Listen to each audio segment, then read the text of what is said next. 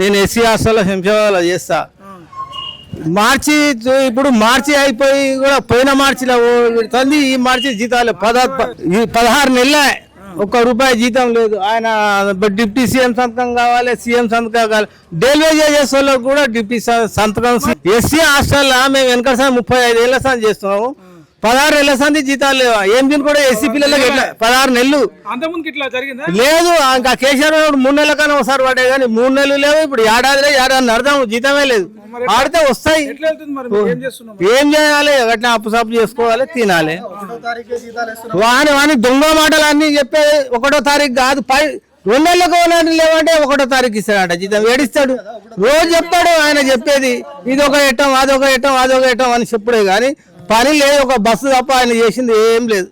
500 gas అన్నాడు. 500 gas ఏడిస్తున్నాడు. ₹1000 చిల్లర కడుతున్నారు. ఎవరికి పైసలు పడతలేవు. అన్ని బోగస్. అవి మాటలే మొత్తం బోగస్. నెరీ ఎస్సీ హాస్టల్ అంటే ఏంది? ఎస్సీ పిల్లలు ఎన్నటికే అంబేద్కర్ పెట్టిన హాస్టల్ అవి పెడితే అందులో సేవ చేస్తున్న పిల్లలకు ఒకరు లేరు. 1-2తో నైట్ డే చేపిస్తున్నారు. జీతాలు ఇస్తలేడు. వస్తాయి. ఏడాది అర్థం కూడా ఇంకా వస్తాయి అన్నకానే ఉన్నారు.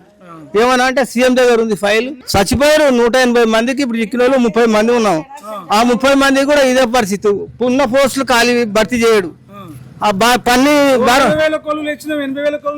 ఎవరికి ఇచ్చిండు కొల్లు? 30 ఏళ్ళ సంది 40 ఏళ్ళ సంది చేసిన వాళ్ళకి గతి లేదు. కానీ ఇప్పుడు ఏడవని కొలు ఇస్తాడు ఆయన. అన్ని మాటలు అన్ని బోకస్.